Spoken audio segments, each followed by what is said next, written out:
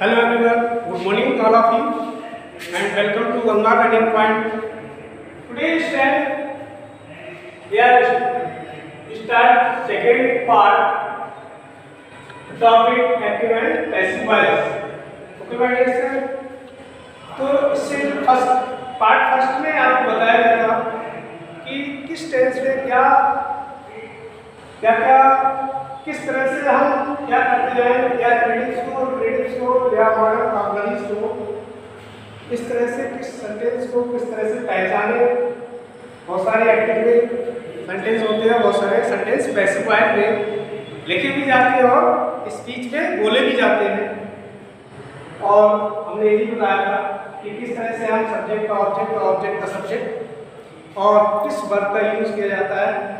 तो ये भी बताया गया आपको कि किसी भी टेंस का हो, किसी मॉडल वर्ब हो, या लेट से स्टार्ट होगा कोई इंप्रेटिव सेंटेंस हो या इंप्रेटिव हो, तो सभी में चाहे टेंसेस से हमारे बिलोंग करता हो, तो सभी टाइप के सेंटेंसेस को अगर हम उनकी पैसिव वॉइस में कन्वर्ट करते हैं तो एक्टिव से कन्वर्ट करने के लिए हमें वर्ब की फ्रॉम फॉर्म का ही यूज करना होता है।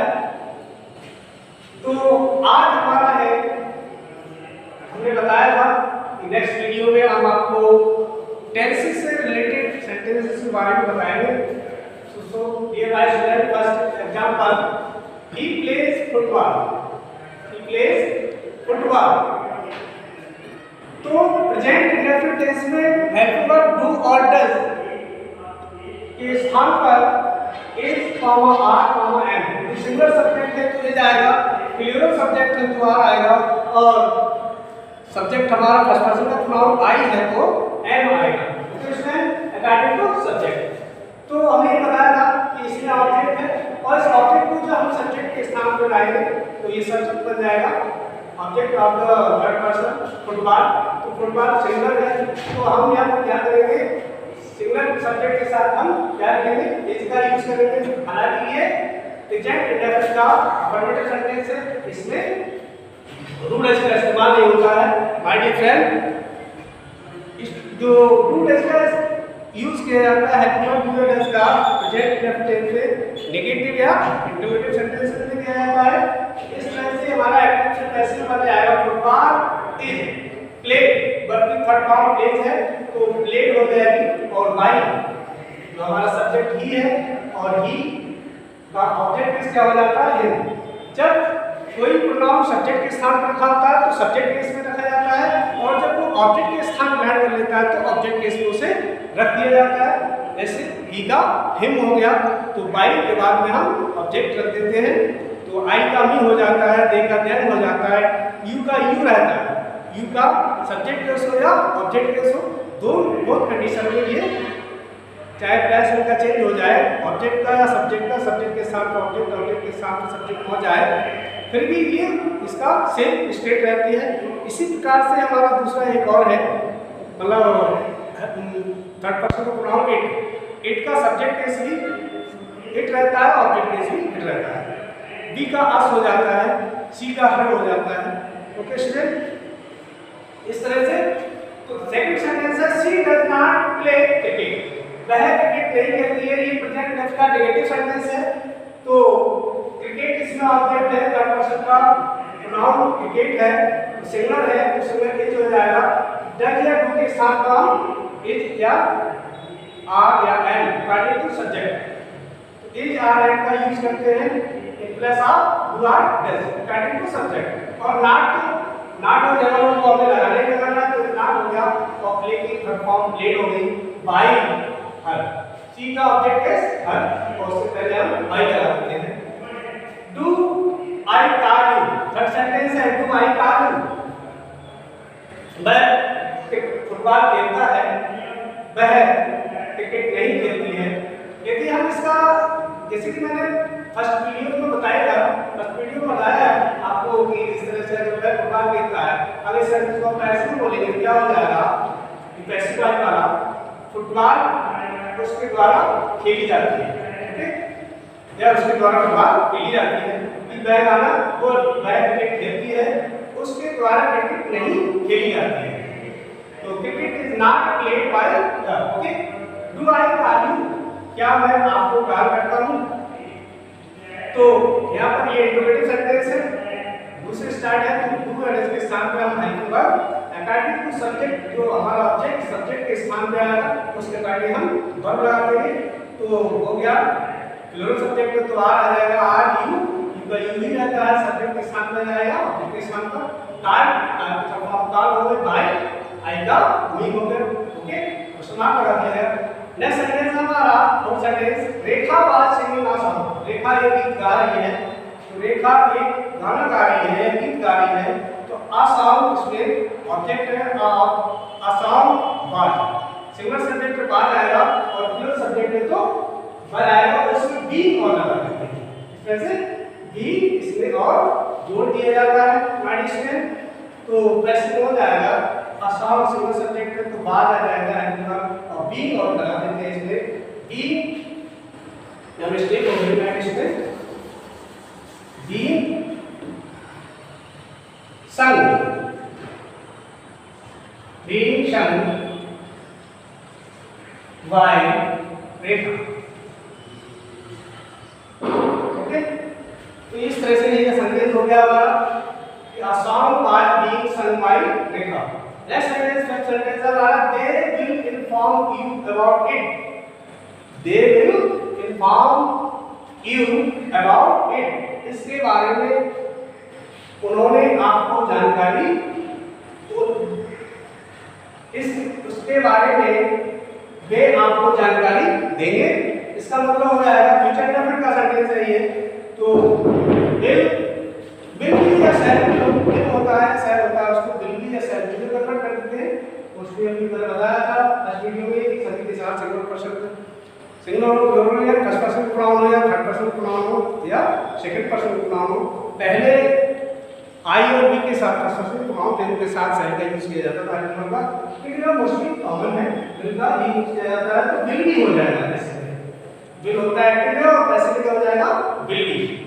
तो दे इन्फॉर्म, तो इसको क्या करना है हमें, इसमें अगर कन्वर्ट करते हैं तो ये सेंटेंस रह गया है हमारे इसमें, तो इसमें ये हो जाएगा ऐसे बना लेते हैं कि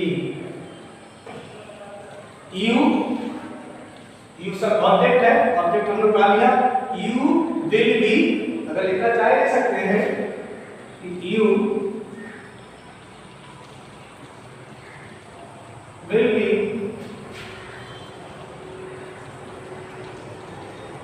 इन्फॉर्म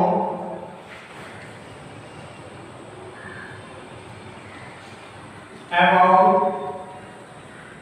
ऐसा ही है about it, अंदर ले लेते हैं about it by them। ये हो गया हमारा, इस तरह से कैसे बन जाएगा इसका। तो will be हो गया और ये ऑब्जेक्ट का हमने सब्जेक्ट बना दिया, तो इन्फॉर्म verb फॉर्म हो गए about it by them, देखा हो जाएगा them, देखा ऑब्जेक्ट इज them बन जाता है। ओके गाइस, सिक्स सेंटेंस हमारा I have watched this movie. तो हम ये मूवी देख चुके हैं या हमने ये मूवी देख ली है। तो है या है प्रेजेंट परफेक्ट टेंस में जाता है, सिंगल सब्जेक्ट के साथ है और प्लूरल सब्जेक्ट के साथ है। एक्टिव से पैसिव में कन्वर्ट करते हैं तो हैज ऑब्लिक है प्लस बीइंग, यानी कि सिंगल सब्जेक्ट के साथ हैज भी और प्लूरल सब्जेक्ट के साथ हैव बीन का यूज किया जाता है और वर्ब टू थर्ड फॉर्म को ऑलरेडी परफेक्ट टेंस में लगी होती है। तो हो जाएगा इसका दिस मूवी, ऑब्जेक्ट इसमें क्या है दिस मूवी, तो this movie has been watched by me, ये मूवी मेरे द्वारा देखी जा चुकी है। इस तरह से हो जाएगा। नेक्स्ट सेंटेंस हमारा सेम सेंटेंस है, why did he call you, उसने आपको क्यों पुकारा, उसने आपको क्यों बुलाया, यानी कि डब्ल्यूएच से है, तो डब्ल्यूएच फैमिली का मेंबर है, तो डब्ल्यूएच फैमिली का मेंबर इंटरनेट होता है और ऐसे में कन्वर्ट करते हैं।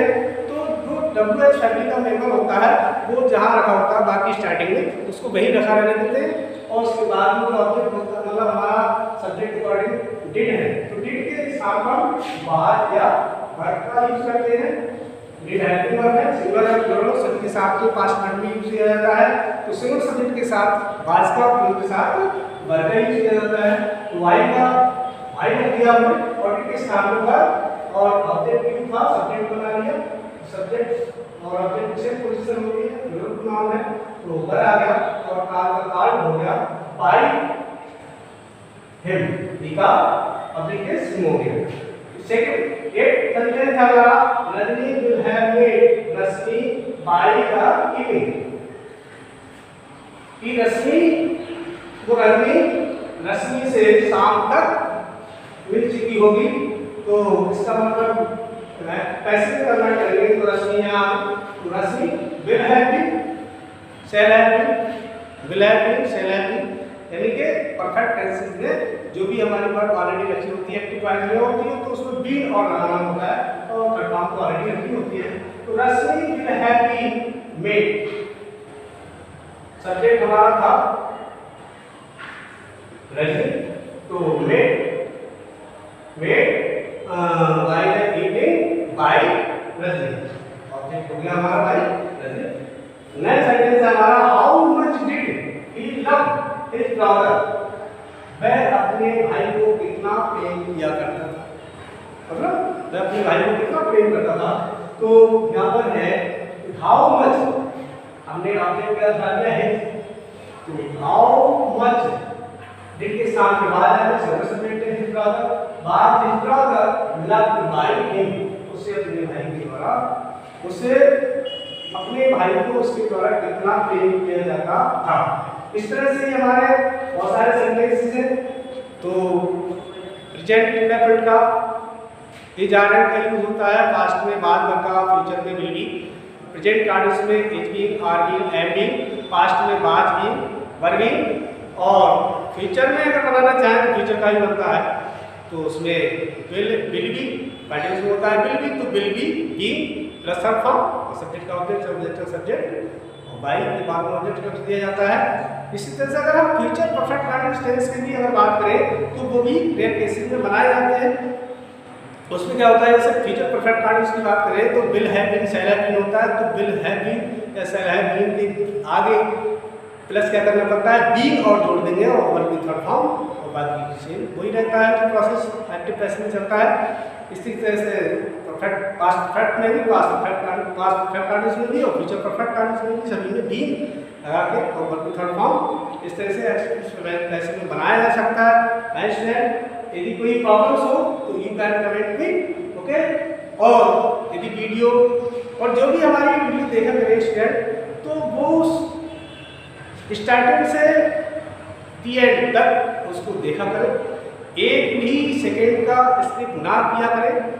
और यदि वीडियो पसंद आई हो तो my dear student, my dear friend, video को लाइक करें, लिंक शेयर करें your best friend and video को सब हमारे चैनल को गंगवार लर्निंग पॉइंट को सब्सक्राइब करें।